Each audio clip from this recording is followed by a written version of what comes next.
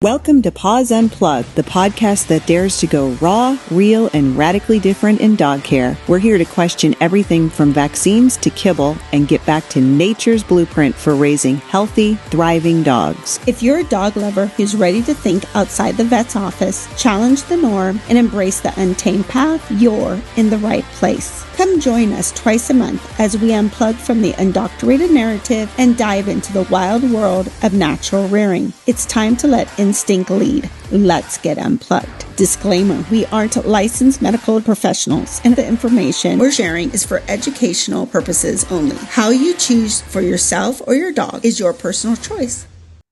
Welcome to Paws Unplugged, episode 7, and this episode is on Pawtism.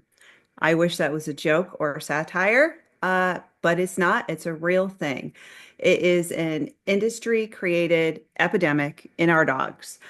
It's not just a quirky personality trait that you might think of as, in a dog or something. It's an industry-created epidemic where the pet industry has literally chemically hijacked our dogs' nervous systems and their neurological systems through vaccines, pesticides, kibble, and other toxins. And they want you to believe that this is normal, and it is not normal, and it is not okay. The dog industry is normalizing anxiety, allergies, obsessive behaviors, aggression. It's just, they'll say it's the breed or the genetics. And they're not addressing the root cause, which is the vaccines and the kibble and so on. There are direct parallels to childhood autism and ADHD. It's neurotoxic exposures in kids mirrors what's happening in our dogs. It's the same thing you see in our kids in society today and our dogs in society. What do you say about that, Lorena? Okay, first off, it was about, what do you say? I brought this to your attention maybe a couple months ago. We were like, what?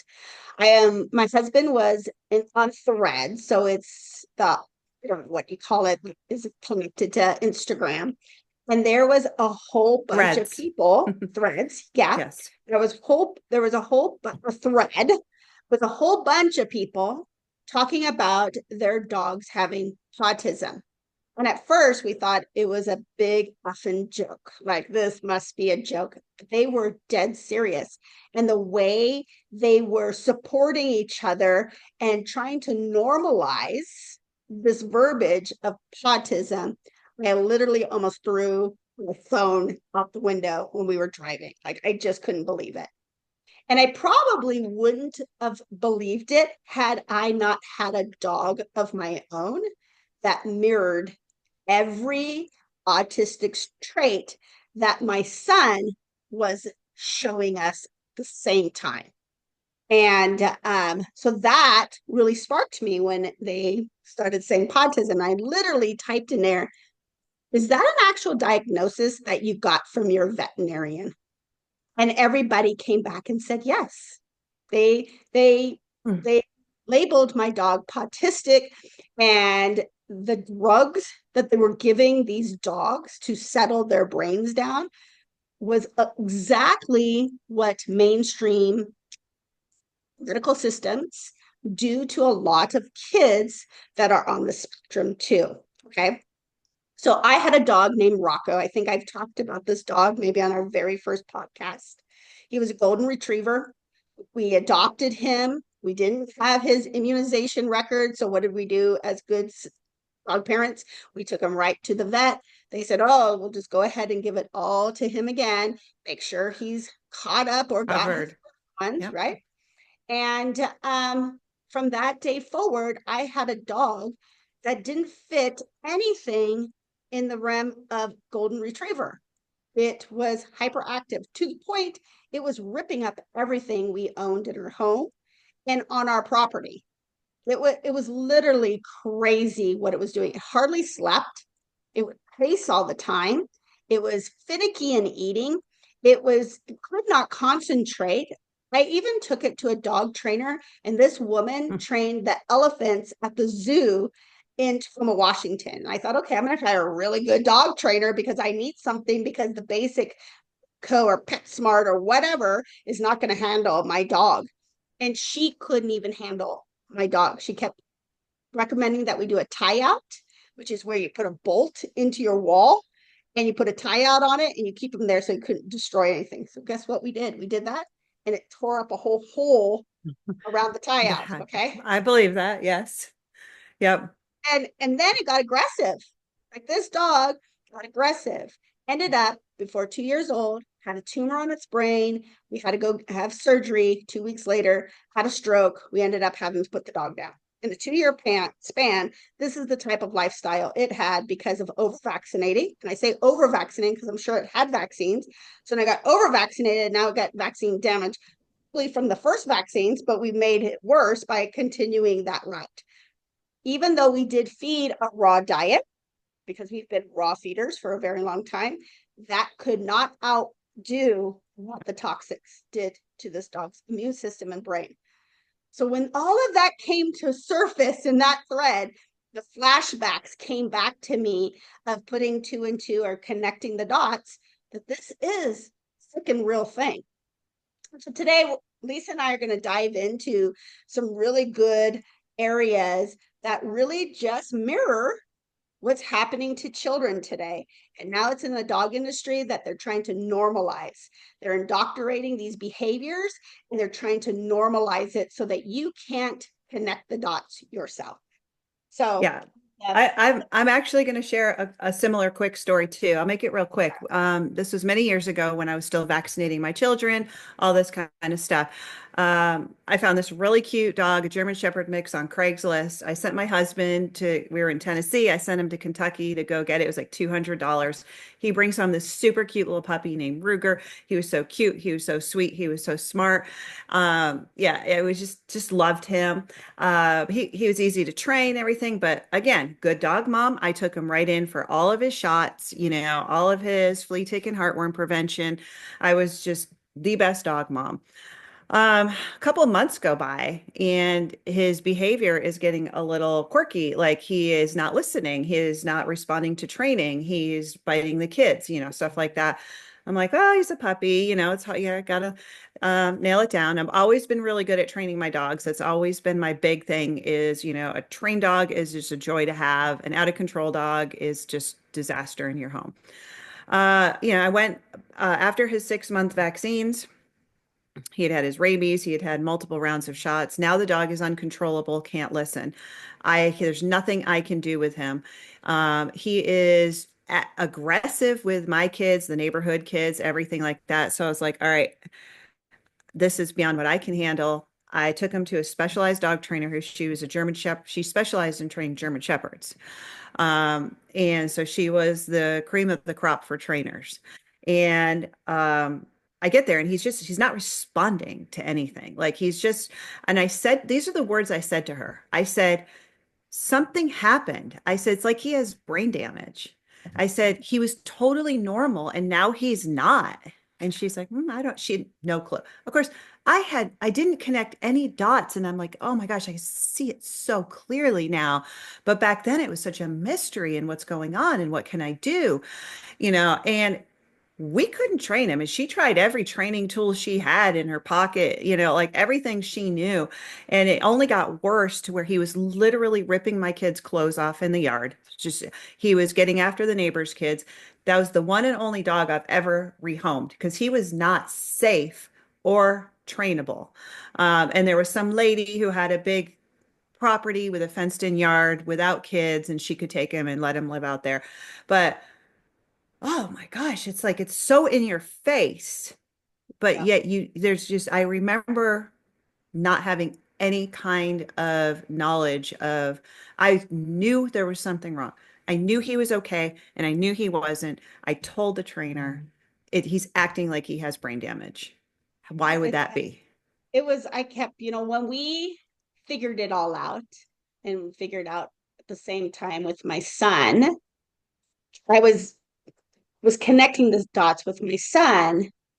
We then stopped vaccinating our dog because we knew what was happening.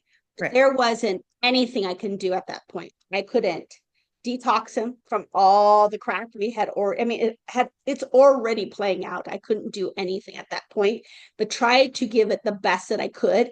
And the best that I could was not relieving him from the toxicities and the inflammation and the destruction that all these vaccines had already done to his nervous system, into the neurological system in his brain.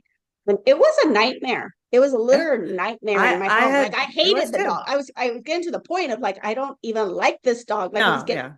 like, can Bec- you just go put him somewhere else so he doesn't deal with us? Like, that's what it got. because It started getting to that point. because you can't work with them. I mean, their brains are so damaged that it's not a training issue. And we'll talk Isn't. about that a little bit later. Yeah. But speaking of training and whatnot, everybody, I want you to stay tuned because a little bit later, a few minutes from now, we're actually going to bring in a special guest. We're going to bring in Abbey from AK Kennel, who's our expert trainer that we use. And if you've ever wondered why your dog is anxious or reactive or impossible to train, Abby has some eye-opening insights from her firsthand experience training both vaccinated and unvaccinated dogs. So you guys are going to want to stay tuned for Abby to join us shortly. We're very Be excited phenomenal. about that. So basically here, but I mean, what we're dealing with is vaccines cause neurotoxicity. That is the bottom line. And I don't know that anybody can argue that because the ingredients are listed in the vaccines. And then the side effects of those ingredients are listed. So they're not harmless preventative care. They directly assault your brain, your digestive system, and your nervous system. And so, we've talked about this before, but things like heavy metals like aluminum and mercury, they cross the the blood-brain barrier, and it causes inflammation and brain damage. We can say it nicely. We can say neurological damage. It's brain damage. And there are studies that have shown, um, and we're going to link them in the notes in this podcast, that they have done studies that show that these heavy metals cause neurological damage and things like aggression and seizures and cognitive dysfunction. So we're going to link that. There's actually studies. So I think we've all seen it firsthand, but for the skeptics out there, now there's so much of it and it's such a big deal that they're doing studies on it and they're showing the proof that this is happening. Yeah, I wanted to pull it up really quickly because we have three studies we're going to put into the in the show notes, which I think everybody should go and just go read it. Yeah, reading studies is absolutely boring, right? Like you're like, what are they talking about here? But when you start seeing some of the verbiage that starts coming to life and you're hearing it over and over, these studies are putting the dots together, connecting it for you. You just have to be open to learning more about it. But the first one that Lisa was just sharing about comes from PubMed, and it's going to talk about the neurological signs like aggression, seizures, and the dysfunctions. And it's not a very long study, but it's a study enough that's going to talk about it's, for canines. This is not on humans, this is on canines. And I want to really point that out because some people will always say, well, you're showing me a study on a human, not an animal. The studies we're going to show today are all on canines. So I really encourage you to go look at that. So I wanted to jump in on behavioral changes. And these are the things that I was reading in that thread. Like, my dog has extreme anxiety. It gets anxious. I can't go anywhere. Like I put it in a kennel and it pees in there and it rips up everything. And it's just, when I get back, it's just lethargic looking and barking, and it hasn't stopped barking. I had one lady write in it that she had a camera on her dog while it was at work and it never stopped barking the 9 hours she was away from home. Like, could you Yeah, imagine what your no, dog would sound like and mentally you're kidding. be? Oh my God, it was just horrific. So then she goes on to tell the people in this thread that her doctor prescribed her Prozac for her dog. Now, it's not Prozac. The name is not Prozac. So don't come at me like they don't prescribe Prozac. There's a different name, and I'll put that into the show notes, exactly the name that Prozac has for doggy Prozac, okay?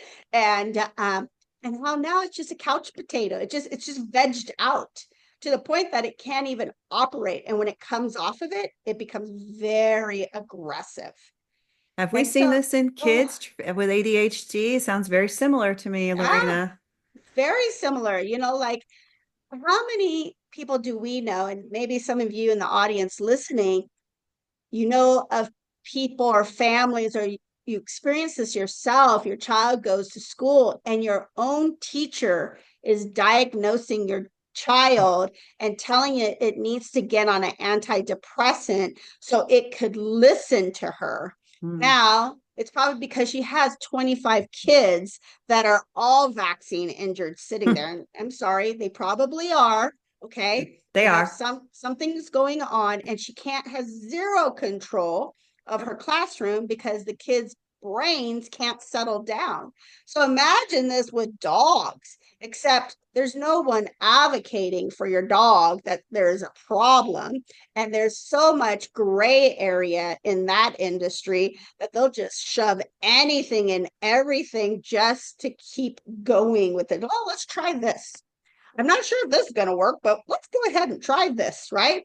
Well, maybe we got to cut its balls off, and then that will make sure that it's not Yeah. this way. And we're going to make sure we do this. And oh, while we're doing that, we're going to sew up its, stomach up so it can't twist. And then we're going to give this medication, that medication. Oh, it looked like it needs to be updated with vaccine. I mean, it's like the whole gamut. You are the prized possession of many veterinarians. And I'm sorry if you're like, don't talk shit about veterinarians. They profit off of your dog's not being well. Yeah. And how do you keep your dog not being well? You keep giving them the shit that doesn't keep them well. You still keep giving them dog food that is overly processed, has no nutrition value, and is full of synthetic vitamins and minerals because that's the only thing that's keeping it balanced and complete, as they call it, right? Right? Like it's just this whole shit show basket.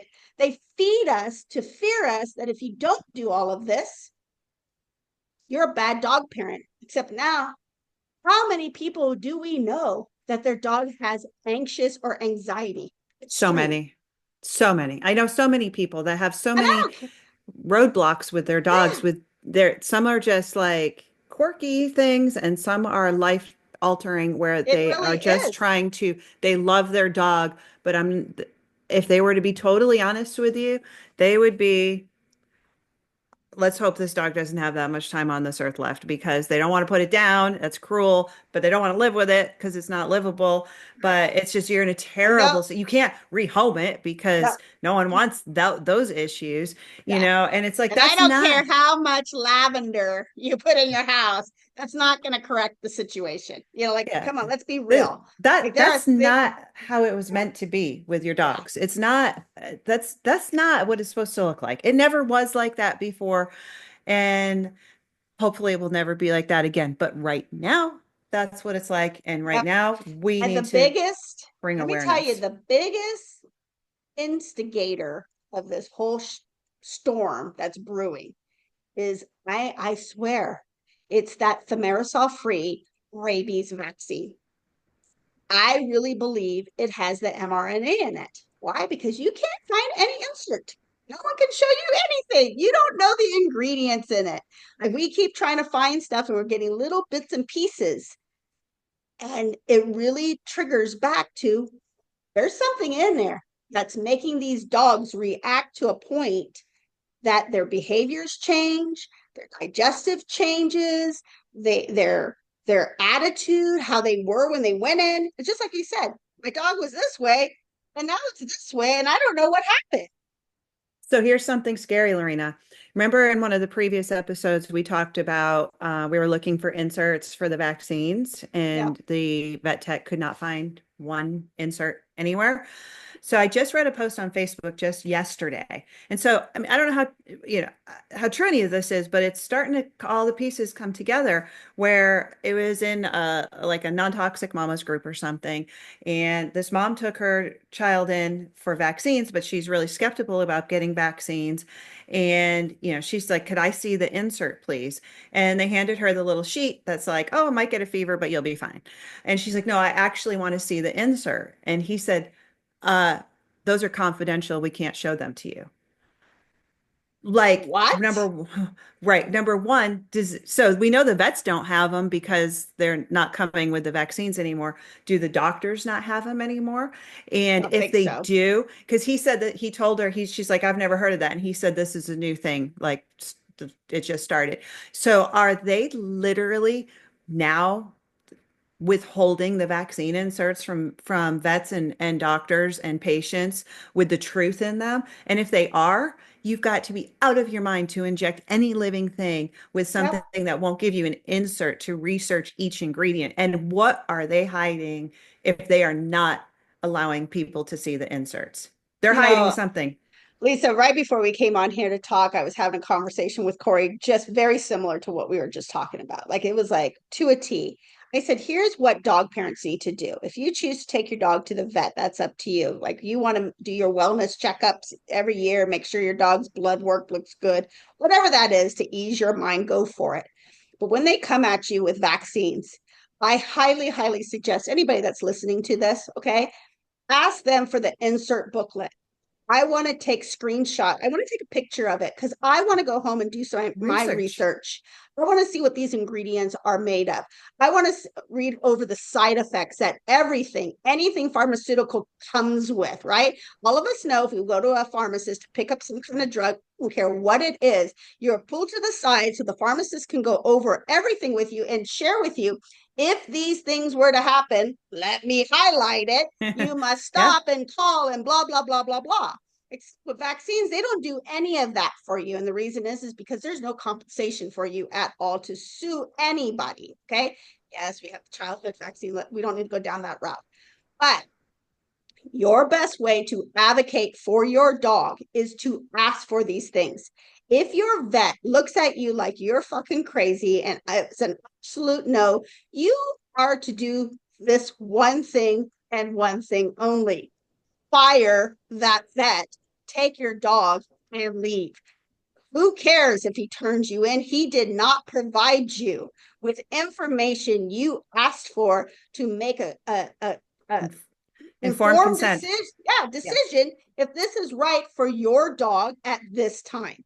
Because the rabies vaccine clearly states on there your dog must be 100% healthy. I don't know. Most dogs aren't healthy. My dog itches too much. My dog has reoccurring ear infections. My dog has digestive problems.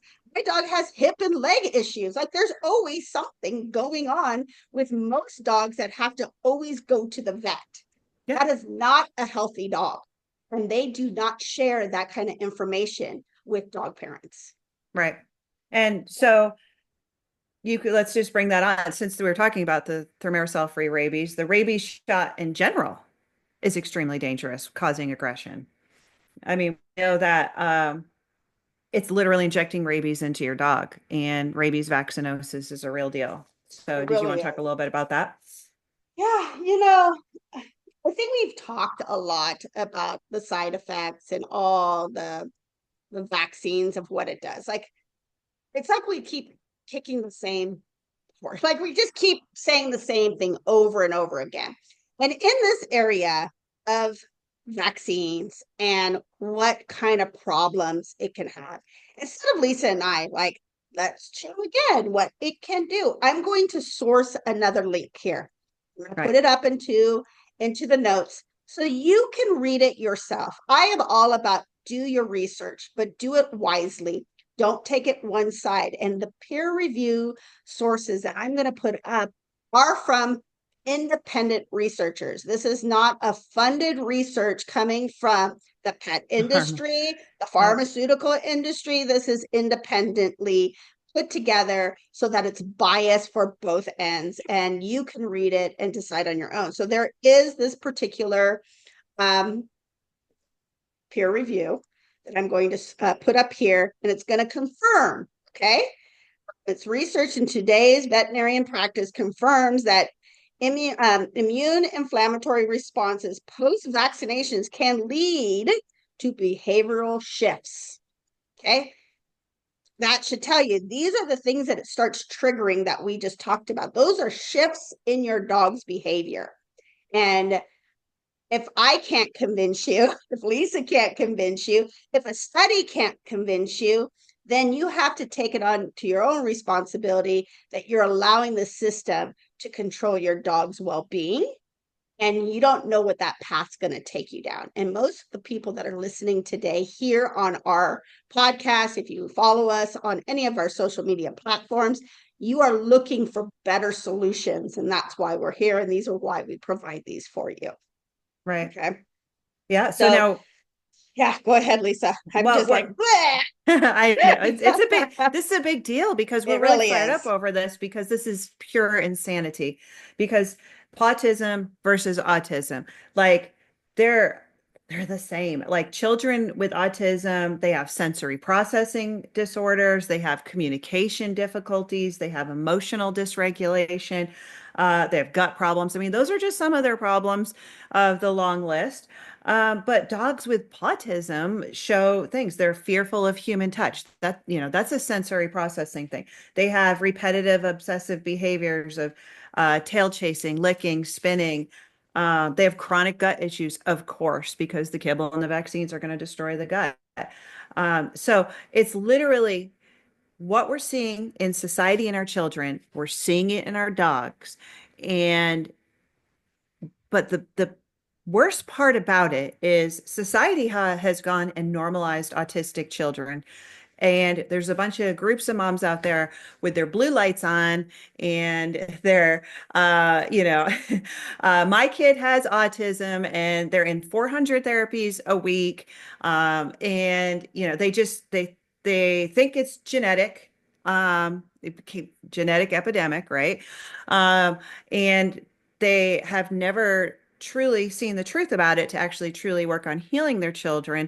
But they have, if you go on social media, there's a million support groups of, moms with autistic children. It's very difficult to It raise a really child with is. autism.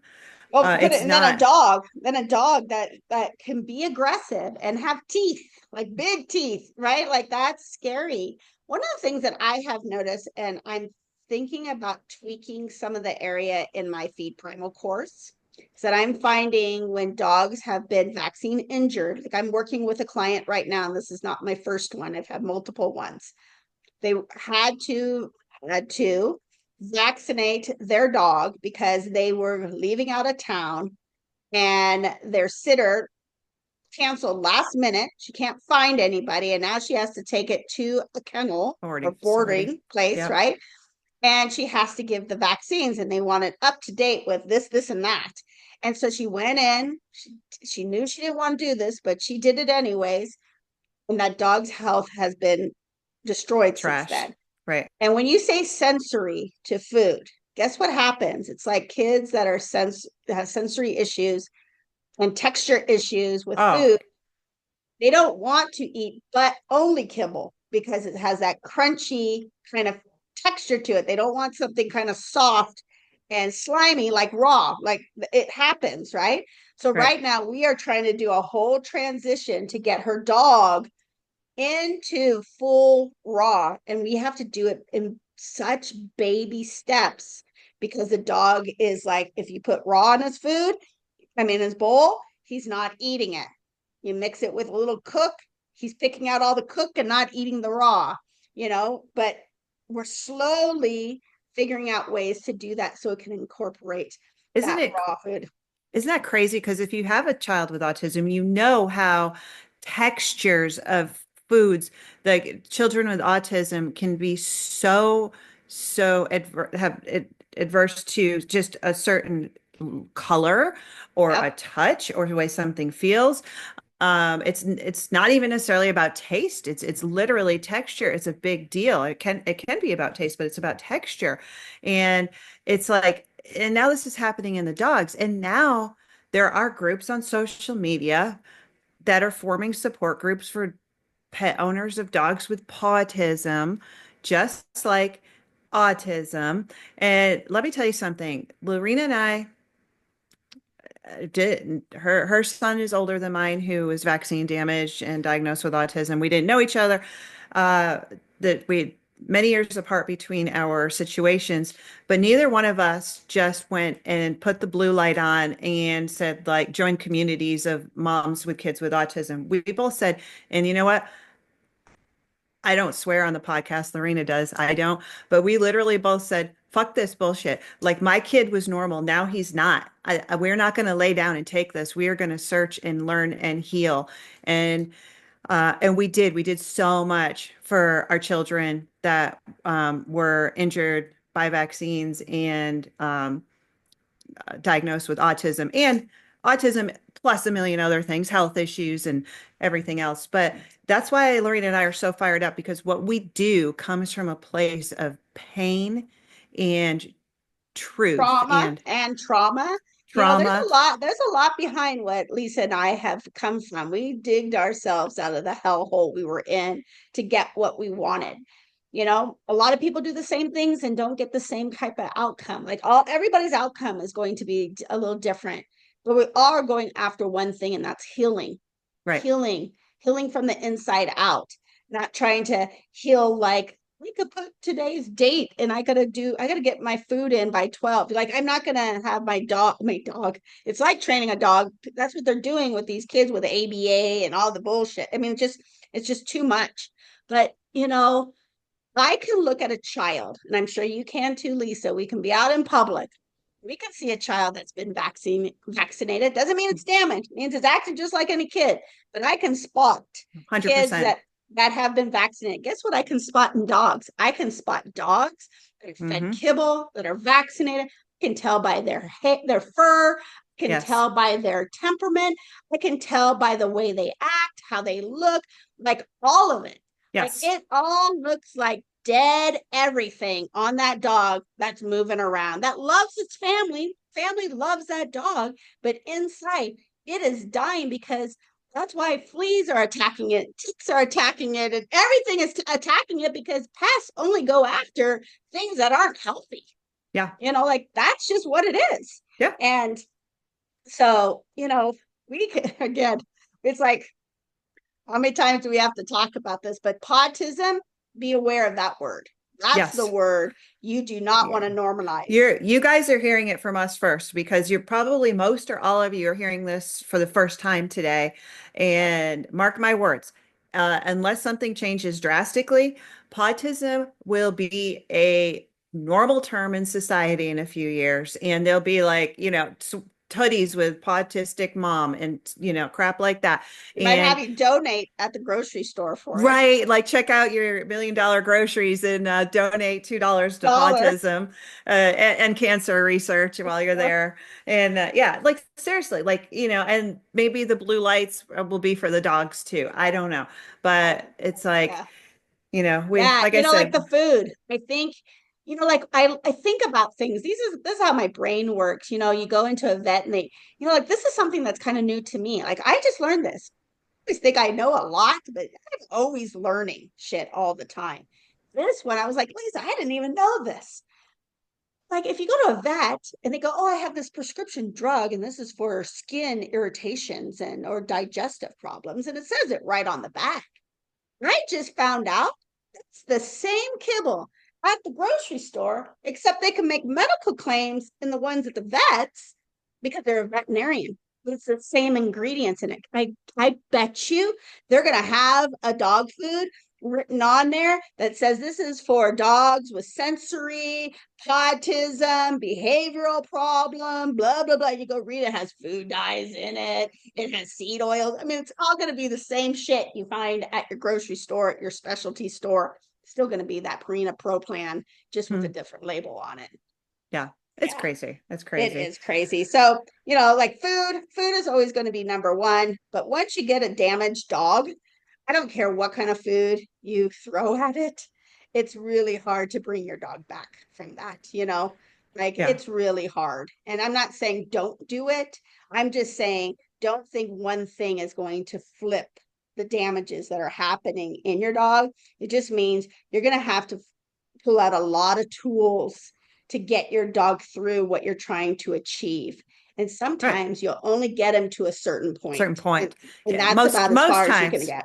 Most Yeah. times you're only going to get them to a certain point. And it's, just as within humans and children, the younger they are, the more recovery they can make. The less they've been on the poor diet, the less they've had exposure to vaccines and other toxins, the easier it is for them to heal. Um, so it's the same thing. But the crazy thing is that, vaccine damage is just getting normalized now. Mm-hmm. Like it's insane how just as the kids with autism, ADHD, asthma, allergies, type 1 diabetes, it's all just normal part of society. The same exact things are happening with our dogs. All these vaccine injuries that our dogs have are just considered normal. Yep. I mean, how many people I am so over. I'm on the autism spectrum. People utilize that as it's a, oh, yeah, look at me. I got my autism flag too, and I could be autistic just like you. Like all these celebrities that come out and, oh, I'm autistic now. Even Oh, like, what's that new thing called? I'm not going to be able to think of it right now.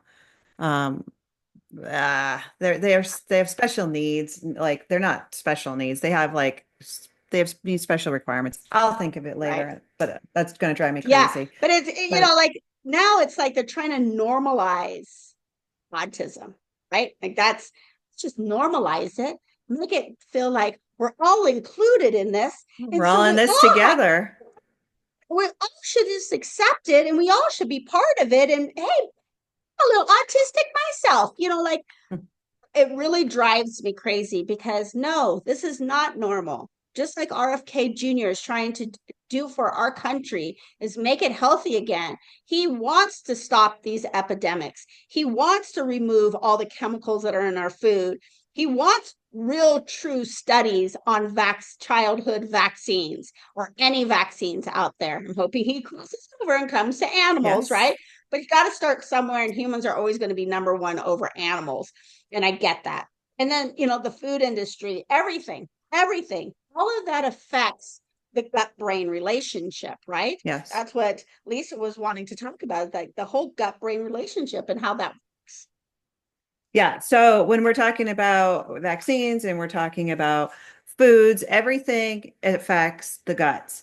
Uh, and then your gut is literally a lot of times referred to as your second brain. It's just so important that your gut is healthy for any of your mental or physical or emotional health to be healthy.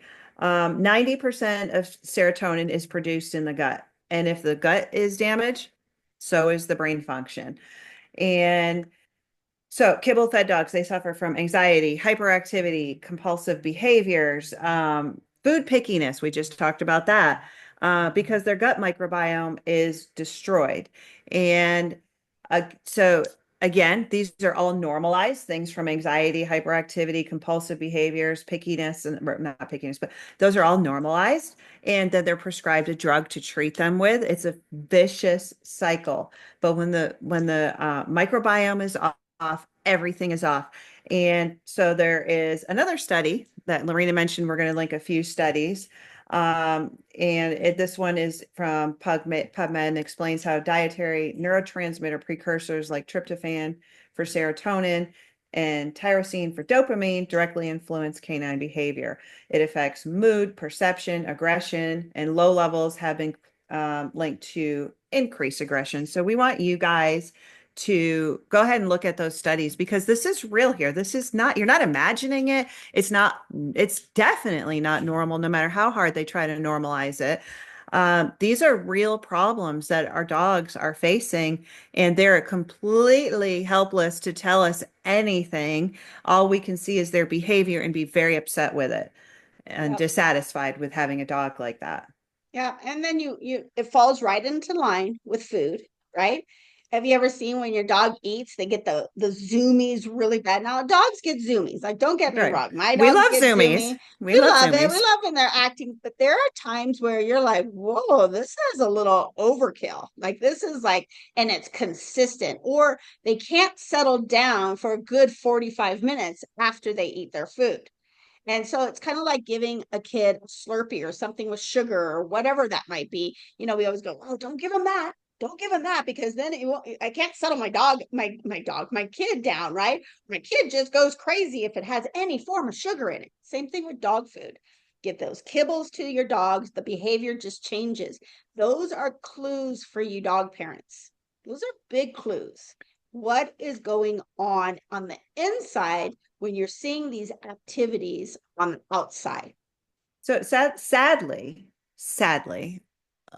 just almost all of the kids are vaccine insured, and autism, ADD, ADHD, sensory processing disorders, speech delays, all of this kind of stuff is just so common. Not normal, but so common. And one thing that you guys can do is now, unfortunately, that we've seen a decade or two of our kids being destroyed, start looking for the similarities in your dogs, with their impulse control, with their anxiety, with their obsessive behaviors, with their hyperactivity, and put those pieces of the puzzle together where, like, wait a minute, this is exactly what I see in my child or my nephew or my grandchild or my friend's kids. It's exactly the same thing because they're being subjected to the exact same chemicals and poisons, and it's having the same effect on our dogs as it is our children. Yep. So just Yep. start taking note. Just take a look when you probably never thought of this before today. So just start observing and take a look. Yeah, I have a lot of people that'll go, "Do you have a book? Do you have a book about this?" Yeah, like vaccines and dogs. And I'm like, there are books out there, but all you do is take any childhood vaccine book that's been written about the side effects, and instead of saying child, just put dog in it. Dog, same thing. Yep, it's Same, exactly the same thing. exactly the Yeah. same thing. Okay. I'm excited for the next segment of our podcast here. Do you want to announce what's going to happen now? So we are going to introduce Abby, who is a professional dog trainer, and she works with both of our breeding programs, and she does a lot of work outside of our programs as well too. So she has had the unique experience with working with both vaccinated and unvaccinated dogs, and she has noticed a stark difference. So we are going to bring her into this podcast now, and we're very excited to welcome her. So let's welcome Abby from AK Kennel. Okay, Abby is with us here, and welcome, Abby. Thank you for joining us today. We're so excited you could join us for this podcast on Pawtism, which is we're talking about behavioral problems in animals, dogs that are vaccinated and kibble fed. So I think Lorena has the first question for you. And I what do we do. want to ask her, Lorena? Well, first off, thank you, Abby, for taking the time and joining us here. We absolutely adore you as our dog trainer expert in a lot of our communities, and we appreciate you. You've worked with all of my dogs, so I know firsthand how well you are as a trainer. But the first question I want to ask you, because I know you've seen multiple dogs, and when I came to you, I'll tell a little backstory. When I came to her, I was like, I'm not going to say I vaccinate or don't vaccinate because I'm just going to wait and see what she has to say. Because if she's going to ask me for vaccines, I'm going to like fire her. And she said nothing. And then we had little conversations, right? I think we just kind of like you started picking up on some of the things that I was doing and so on and so forth. But my question to you now, it's been 4 years since I first met you, right? Um, you have seen pretty nice, probably handful of dogs that are unvaccinated versus a good handful of dogs that are up to date with their vaccines. Can you share with us any insight if you see differences or you don't see differences of anything you would like to share with the audience? There's a huge difference that I've noticed, especially after having more than just a couple of dogs come through that are naturally reared and holistically raised. The difference is outstandingly noticeable, and I hope that the world will eventually also see it because the naturally reared dogs have a better attention span. they're more focused, they're more willing to please, and there's less behavioral problems, less issues in general over the course of the 6 to 8 weeks that I work with these dogs. A lot of clients I see 12 to 16 weeks worth just because they want to learn everything. But we get through absolutely everything clients want to learn with their dogs with the naturally reared dogs. Whereas the vaccinated dogs, we're spending 4 or 5 months just trying to get through the basics because they can't focus. They have stomach problems, so we're having to switch treats all the time. It's a lot different. Yeah, that now I can agree with it all. I'll be like, I knew it. I knew it. But I love that we have an expert coming in that sees it on a different spectrum of it all, right? You're training dogs. You're not diagnosing dogs. You're not like helping them with health problems or anything like that. You're just doing the basic trainings and advanced trainings.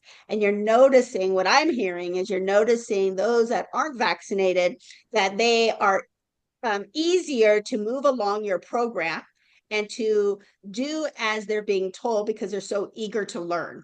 Whereas a dog that is vaccinated, probably eating more different kibbles, trying to find that one that will settle the stomach down, or having not so long term or as fast, I won't say long term, but as fast to pick up majority of the basics to move on to advanced. Because I pretty much can say you do have those that do the vaccines and do eat the kibbles that can still move along your program. You just are seeing it on a different spectrum of those that aren't vaccinated. It's a much easier than the ones that are vaccinated. Is that what I'm getting from you? Yes, absolutely. It's much easier. And the unvaccinated dogs are getting started a lot younger because people aren't scared. The vaccinated dogs, everyone is keeping their dog inside until they've had the 3 sets of vaccines. So they're already behind on where they should be socialization wise, exposure wise. So they're playing a little bit of a catch up game too. So you've got multiple different areas that they are starting behind because they're waiting for all the vaccinations. I never even thought of that. I never Yeah, even crossed my mind. I mean, I know that. I preach it all the time. Like I tell my puppy buyers, I'm like, get your dog out. Don't wait till they're 16 weeks old and can put paws on the ground. I'm like, get them out, get them exposed to the viruses and the germs and get them socialized and stuff like that. But I never thought about the delay in the people who are vaccinating their dogs. I mean, they're strictly told they could not put their paws on the ground until at least 16 weeks old, and they're fully vaccinated and protected. I never even thought about it from that perspective, but I guess you see that all the time. Well, I see it and I experience it in a lot of the Facebook groups too. Like people are like, I can't take my dog out and they're potty trained on puppy pads. They've had their shots. Now I can take them outside. And I'm like, you should have been taking them outside from the very beginning. Like Yeah. now you're going to have to retrain everything you've trained. So it's not only that they're behind, they've got confused dogs who are having difficulty retaining information because of the vaccines and because of the kibble. So I mean, there's just a whole bunch of issues with all of that. Whereas these naturally reared puppies are so willing to please, so eager to do absolutely everything, and the puppy owners are doing everything, that we're telling them to do because they're not afraid of it.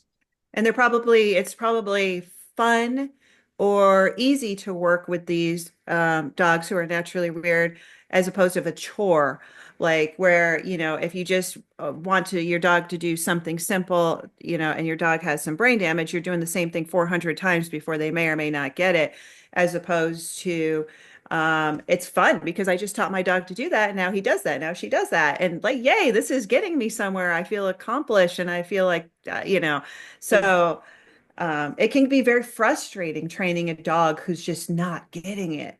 And so you might not be making a lot of time in your day for that.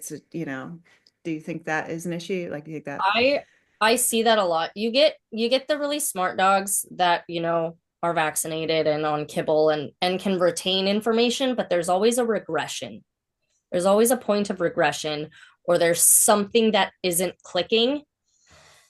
And then you get the puppies that are just so squirrel. Oh, was that a leaf? So easily distracted that it takes triple the amount of time to get them to do one command because you're having to regain the focus, move through the motions, train it again, practice it more while you have the attention. Versus, I worked with one of Lisa's puppies yesterday, and she's already learning place because she's so focused. She's just like, oh, got the treat right back on the bed before I even have time to say place. Like Right. she's already ahead of the game because she's so focused. Whereas Right. she's not squirrel, oh, the kids are running around the house, I'm going to go chase them. She's just so focused that she's 3 steps ahead of me as the trainer.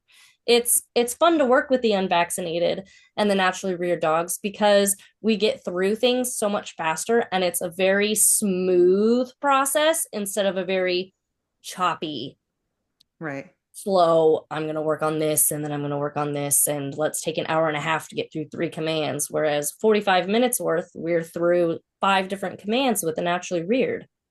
So I I mean, there's love You it. know, a difference. do you notice, this is something I've always wanted to know, like the reactive, the anxious, the anxiety dogs, those ones that I need a trainer to help. Usually at that point, it's 6 months to a year, somewhere around there, maybe even a little older. I'm thinking, I'm not a trainer, but I can kind of guess from the messages that I get from multiple dog parents. Do you ever figure, like, I always wonder, is it because they just got their rabies shot? Or is it because, like, a rabies one always bothers me of, that's a big one in their studies that show aggression with it, Yeah. that aggressive behaviors with it. Like, I'm just, my mind's just wandering. Like, what is your feedback for, dogs that are reactive, that are aggressive, that are anxious, that have anxiety? Do they all correlate a little bit together? Reactivity is a touchy topic because there's so many different aspects to the reactivity. You have your fear-based reactivity, which is normally attributed to some type of puppy trauma. So being attacked by an off-leash dog or, you know, some type of puppy trauma, which can affect any dog. Um, Right. and then you've got the anxiety, um, the aggressive kind of reactivity that seems to be correlated more so with the lack of confidence and lack of socialization. Okay. And most dogs or most people tend to see these behaviors really develop when the dogs are hitting sexual maturity between 6 months to a year and a half, 2 years. But really, it can kind of appear at any age. Okay. I But have a question for you, Abby. yeah, Do you ever have people call you for training where they said, my dog is so nice, there's never been a problem, and now my dog is aggressive, but the grandchild or, do you ever have dogs that went from being normal, healthy dogs and now aggression has come out of nowhere? Do you ever get calls like that? I've gotten a few calls like that. Um, and you have to ask a lot of questions as a trainer to kind of figure out, well, what happened to create this all of a sudden change in your dog? Like, have you recently gotten vaccines? That tends to be the first question I ask. That was what I would say. I mean, Just like, because the side effects really are becoming a lot more noticeable, especially now that like I've seen such a difference in the unvaccinated versus the vaccinated. That's the first question I'll ask people. Did you recently have your dog at the vet? I ask them if they're on any prescriptions. I'll ask, has there been any trauma? Did your dog recently get attacked? Did a schedule routine change happen? There's a lot of questions that I ask, and then depending on the answers, I kind of take those answers and I'm kind of like, okay, is it because this happened, or is it because they just are having like an adverse reaction to whatever medication or shot or kibble they changed them to? So there's so much to it, but there really is a correlation between vaccines and unvaccinated dogs. There really is a huge correlation, and I truly hope that other trainers will begin to see it because it's a huge difference. So I suspect you have to approach training differently between the two, and you have to know going into the training more of what the expectations are, good or bad. And like you had said earlier, there is such a difference that you obviously have to approach your training differently. And so you've been working for quite a long time with vaccinated versus unvaccinated dogs, but a lot of trainers, either one, they require vaccines, so they only work with vaccinated dogs to begin with, or two, they don't ask, don't ask, don't tell. And so they don't even actually know the vaccine status of the dogs. So they, might not even understand that they're working with potentially two totally different sets of dogs that require a totally different approach to training. What would you say to that? I'd say that's very, very possible. A lot of trainers don't know, or they don't accept dogs that aren't vaccinated per their have to be vaccinated policy. So I feel like a lot of trainers don't even notice that there's a big difference, even though there's a huge difference. And We the were training approach is not necessarily insanely different, but it's just letting clients know that, hey, your dog may take longer to catch on to things because their attention span is just not there. Right. And most clients are able to know that because that's why they're reaching out for training. They're like, I need help. Um, yeah. and a lot of the times I'm just like, we're going to breeze through this and you're going to learn absolutely everything within our 6 to 8 week course because your dog can pay attention and is catching on so fast. So it depends on the client, and it depends on how invested the client is too, on how much they really work with their dog during the week when I don't see them. But it is insanely noticeable between the two. How much? Oh, go ahead, Lorena. Yeah, go I, ahead. I, I was going to ask, like, before, so I have a two question here. One is, Lisa and I were talking before you jumped on how now we can identify actual dogs that are on kibble and have been vaccinated. Like, I can see the difference Just by between their looking hair at them. just by looking at them. They don't even have to tell me anything. I can pretty much pick out the dogs that are this way or that way. Do you think in time or now you can kind of start seeing that there's a difference between the two aspects of a vaccinated kibble fed to a unvaccinated raw fed dog? You can probably see more of that, or it's not even on your radar to even identify one or the other. It kind of depends. I mean, I'm starting to be able to tell the difference just because the way the dog carries themselves. The kibble fed dogs tend to be, like I said, a lot more squirrel, squirrel. I'm gonna look at everything else except you. They tend to scratch a lot. They tend to stop session to go get themselves a lot of water, whereas the raw fed, unvaccinated dogs are just so I'm staring at you and I don't care what's going on around me. I am so focused. What are we doing today? Let's go. Treat lady is here. That's every trainer's I'm dream. here. I'm Um, focused. I'm ready for class. Let's go. And just the way that they carry themselves and approach you and is starting to be very noticeable when I walk into a client's home.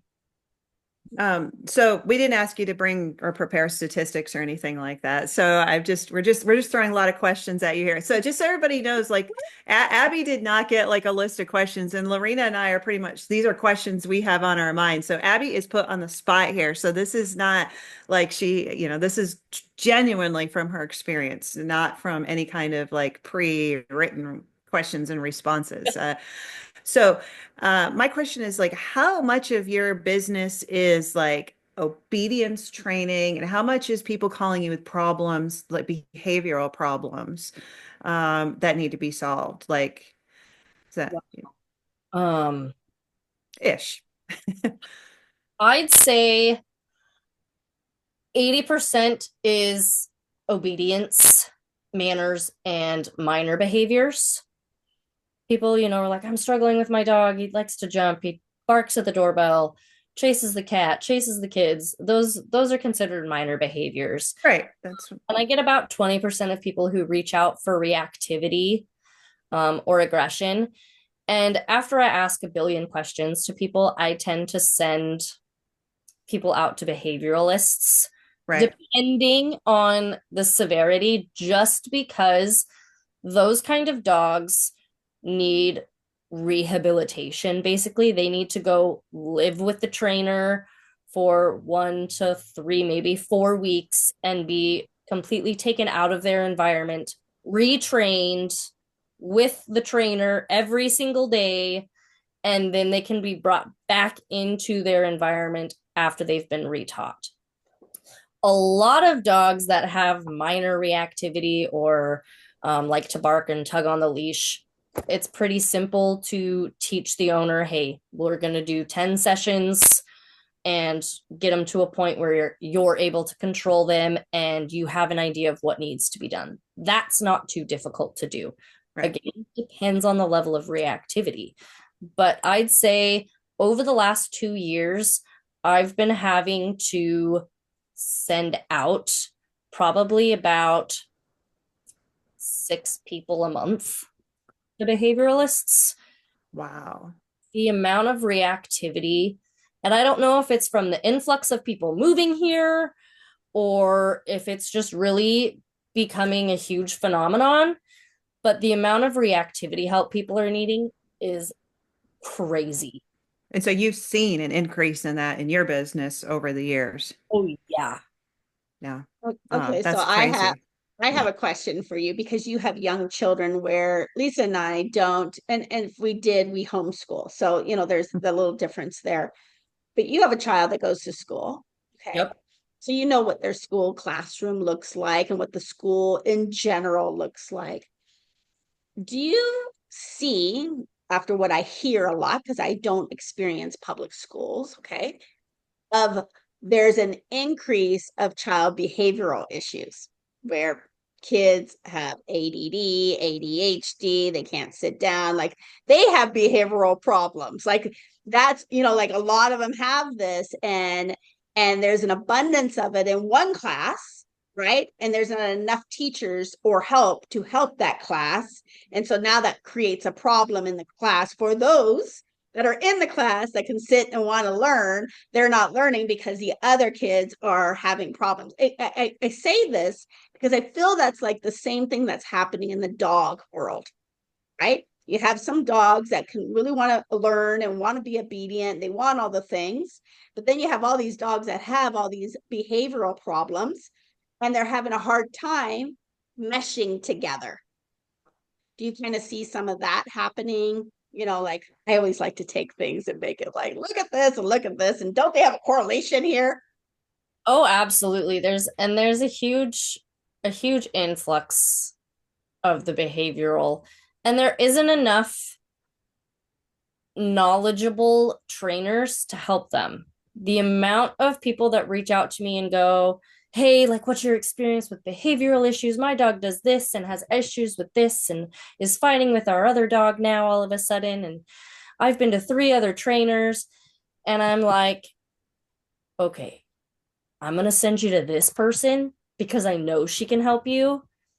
Because based off of what you're telling me, you're not doing your homework and you're not upkeeping what the other trainers told you, or they're telling you something and you're missing a connect there. So there's a disconnect somewhere in the training world too, where certain dogs need to go to certain people to be worked with because they just don't have the knowledge or the skill level. And as a trainer, you need to know what your knowledge and your skill level ability is and stick to that. Too many people take on these More than extreme behavioral cases and don't have the proper knowledge to do it. Like I said, They need to be living with a trainer. They need to go to a board and train and be entirely retrained outside of their environment. You're not going to be able to train them in their environment with the owners once a week. You'd have to Well, be 4 times a week to make a what difference. if what if I take this a little bit deeper, Abby? Then you can't train them in their environment. What if you can't train them with brain damage? And this is what I'm going to go back to again to my son when he was diagnosed with autism. We got a prescription from the doctors at Vanderbilt in Nashville where he needed physical therapy, speech therapy, occupational therapy. They wanted at 18 months for him to enroll in a special school for kids with autism to get out of his environment and into an environment that focused solely on these things. And we did try it for a little bit, but you're talking pure insanity when you're doing 2 appointments a week for speech therapy, 2 appointments a week for physical therapy. You're doing occupation. It's exhausting. It's financially draining because we had insurance. We had to pay co-pays on everything.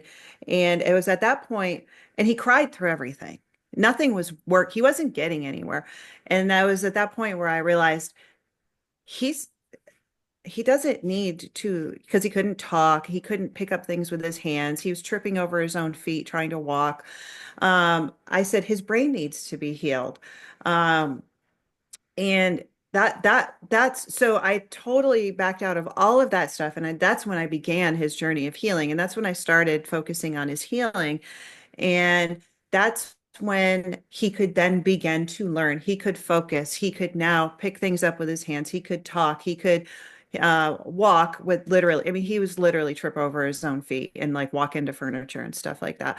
So, what if these cases that need behavioral specialists, what if they first went through a transformation of detoxing, of brain health, of gut health, of, you know, repairing what's broken so then they can go into their situations to rehabilitate, to learn, to train.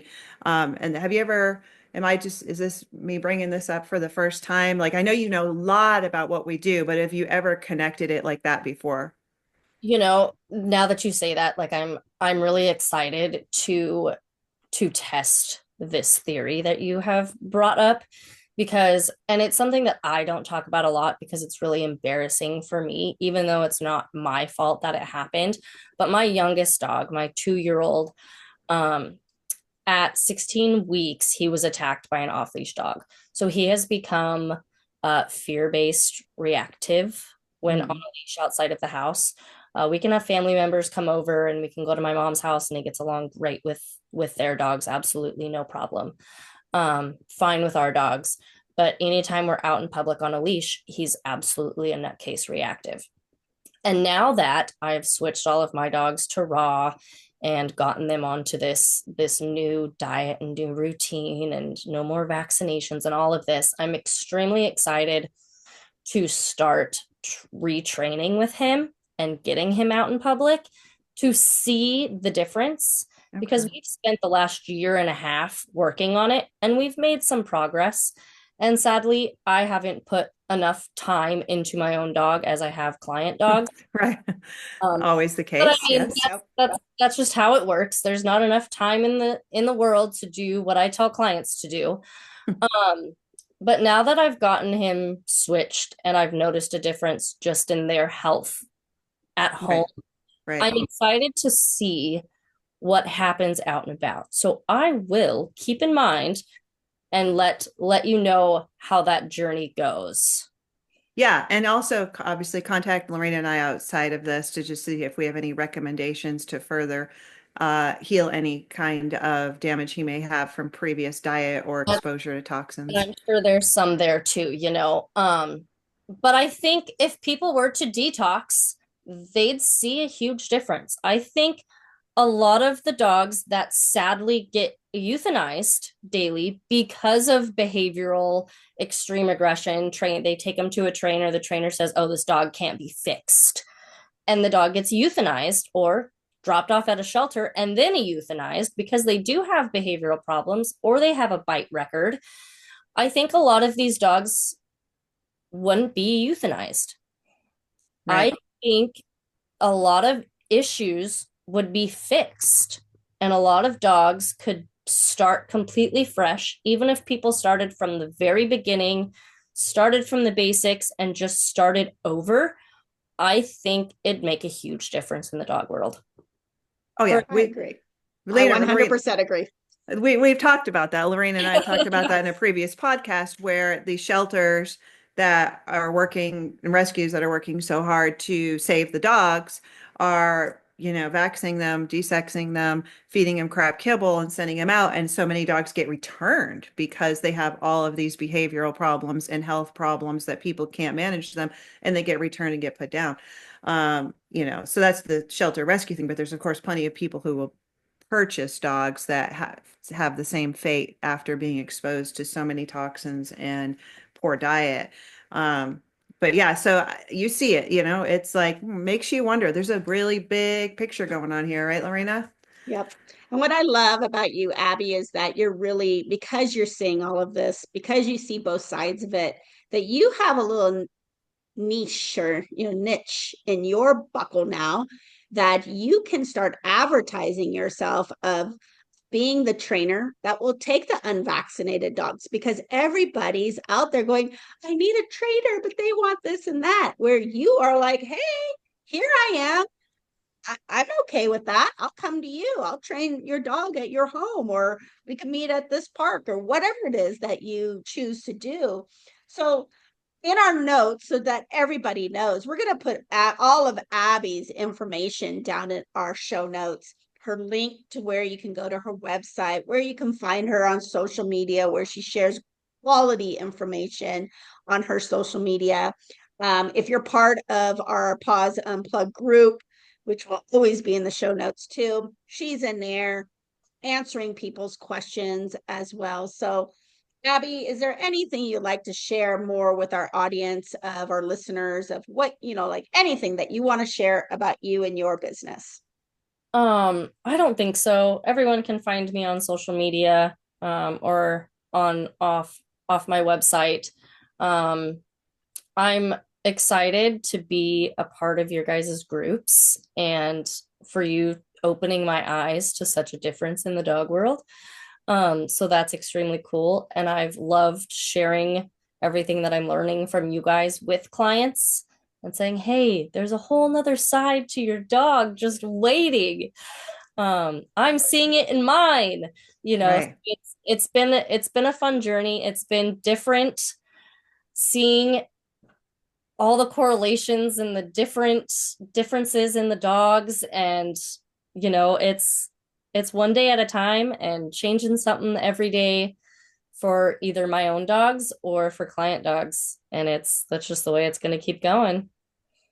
We I want really to add, appreciate you. yeah, I want to add just a little thing here. My Great Dane Nova, she's my like sidekick. I love her to death, but she's something like, she's easygoing. Let's just put that. She's easygoing, but new people are like, who are you? What are you doing in my house? Why are you here? She can bulldoze, like, and the way she stands can make people feel like she's aggressive, which she's not. She's the biggest baby. But when you see Abby, and when she comes to my home, and here we have Nova, Nova is like putty in Abby's hand. She's like, oh, I love you, Abby. You're the only one that understands me around here. I mean, literally, this is how she acts. And Abby's like maybe 100 pounds fully, wet. Like she's just Soaking wet. soaking wet. Like Yes. she's just this tiny little woman that can just command the pack. And Right. it's wonderful to watch how she can take my pack that I have, all kinds of behaviors in my pack. They've all been with Abby. They all listen to Abby. And I get out there and they're like, who are you? You're not Abby. We don't have to listen to you. It's kind of one of those things. Individually or two or three together, I can get them under control. Put them all together and they're a little like chaotic for me. But Abby just steps into that position and the dogs just listen to her. Yeah. And it's not like she has to like say so much to them. The energy she presents when she's with a dog or a pack is beyond anything that I've ever really seen. And so I personally appreciate you, Abby, for all that you have done with our dogs and with me, to help me along my journey of helping my dogs in different situations. So I just want to thank you for your services and what you do for the community of dogs.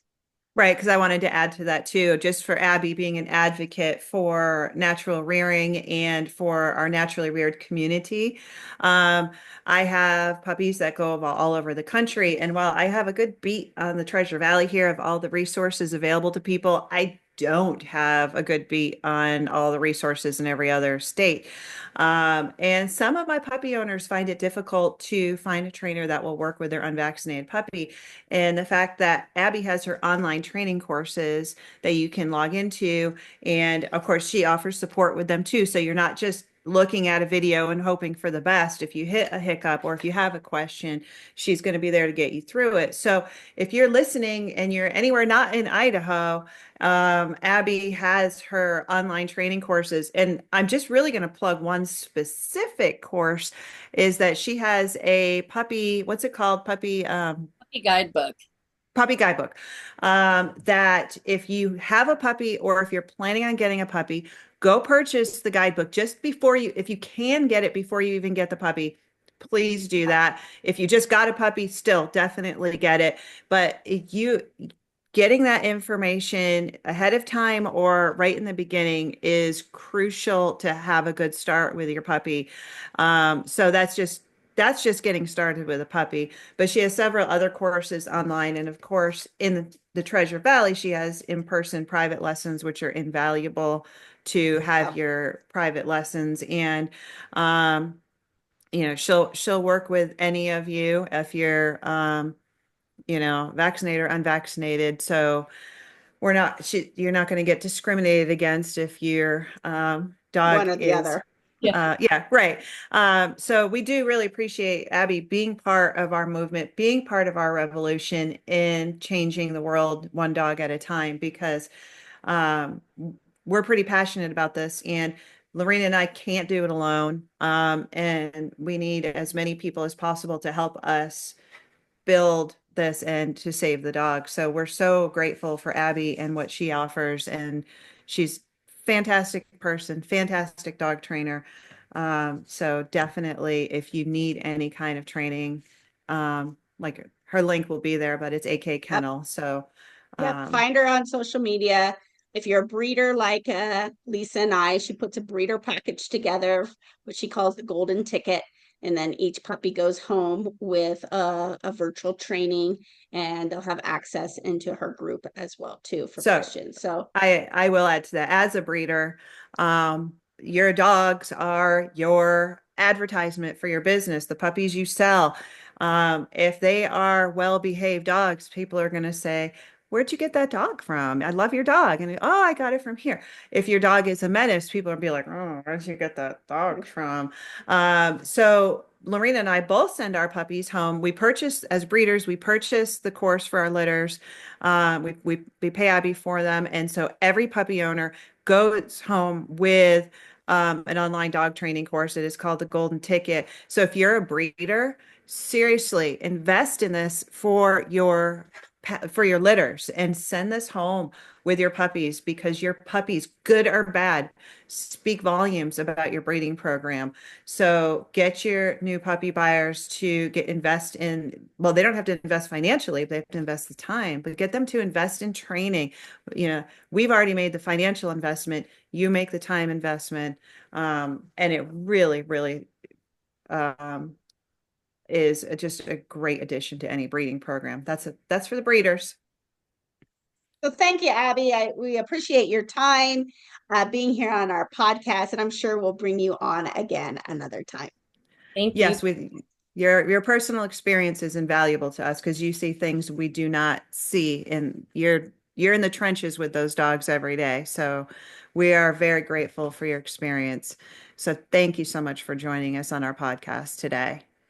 Absolutely. Thank you guys.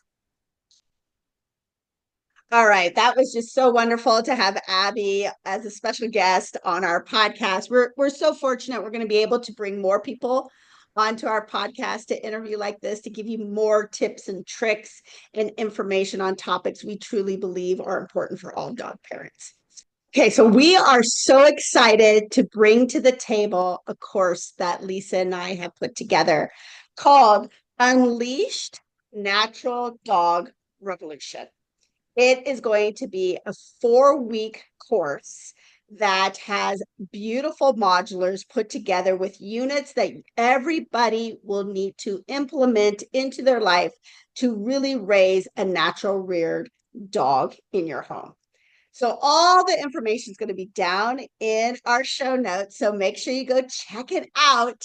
But we'll have our own private Facebook page where we'll drop the information. We're going to have live Q&A once a week to go over the questions that you want to ask us about that week's lessons. There's going to be homework that you can implement into your life immediately.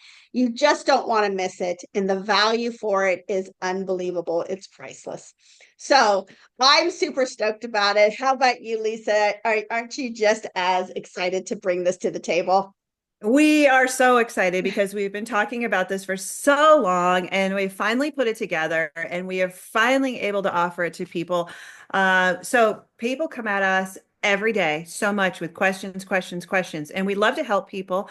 But we can't give everybody all the information every day. It's just not possible. So we've developed this course with everything you need to know to naturally raise your dog and to have the healthiest dog possible. So like I said, we have been dreaming about this for a long time. We finally got it put together. It's amazing. We cannot wait to get everybody into the course, and we will be there with you. Yep. So when you do have those personal questions, that's where you have access to us instead of just quick little suggestions here or there. We love to help people. And so now we've developed a way to help as many people as possible at one time. So we're so excited about this. So excited. I'm so, so excited. So what's included in this course is that you're going to get Feed Primal. You're also going to get everything that I just shared with. It is this extensive yet easy to digest. Okay, I don't want everybody going, oh, great, it's going to be all this stuff and I got to read all. No, it's going to be super easy to digest and it's going to be super easy to implement it into your life. Lisa and I are all about not making things complicated. We That's right. like everybody to step into or pivot into this natural rearing lifestyle with ease and grace and not stress and headaches. And so we are making sure that when you get to digest all this information that's super easy, that you'll be able to implement it immediately. So that is our goal and plan with bringing our course to everyone. And you know what? It is called, Unleashed Natural Dog Revolution. And the reason it's called that is because we are in a revolution right now. Everything is changing right now. And Lorena and I cannot just be two people in a revolution. We need everybody to stand up with us. So where's your place in that? Your place could be learning and then teaching. Your place could be learning, implementing, and being example to others. There's just the more people that learn and the more people that implement, now it is becoming natural. Now this is the norm. We need everybody to participate in any way that you can so that we are saving of course we're saving our dogs, but there's so many other dogs that need to be saved from the tragedy of the way dogs are being raised today. So we want everybody to participate and do their part. And there's going to be a lot more stuff coming. So, but this is what we're so excited about. We've worked so hard on this, so we're super excited about it. And with that, I just want to say that thank you for listening to our episode today because sadly, I can't believe we just had a podcast on something called Pawtism, Me but that's neither. the world we live in. And let's change that, guys. Let's make this the thing that it's stain in history, please. Let's not let it get worse. But do thank you for listening. And I just want to tell you guys to stay tuned for our next episode, episode 8, which is going to be on gastroplexy, bird flu, and dew claws. Heck yeah, that's a lot of interesting subjects right there. And I know someone out there wants to hear one or two or all three of those subjects, and you're like, what are they talking about? Stay Yeah, I tuned. think I think everybody should stay tuned to that one. The information we're going to bring is going to be some of it's barbaric, Some of it will surprise you, and we always will have a solution on the back end to not leave you in fear. So, Right. with that said, Yes. thank you for being on our podcast today. It was a little longer than normal, but I feel it was well worth it. Until next time, we will talk to you. Have a great rest of your day, and we'll see you in a couple of weeks. Thank you.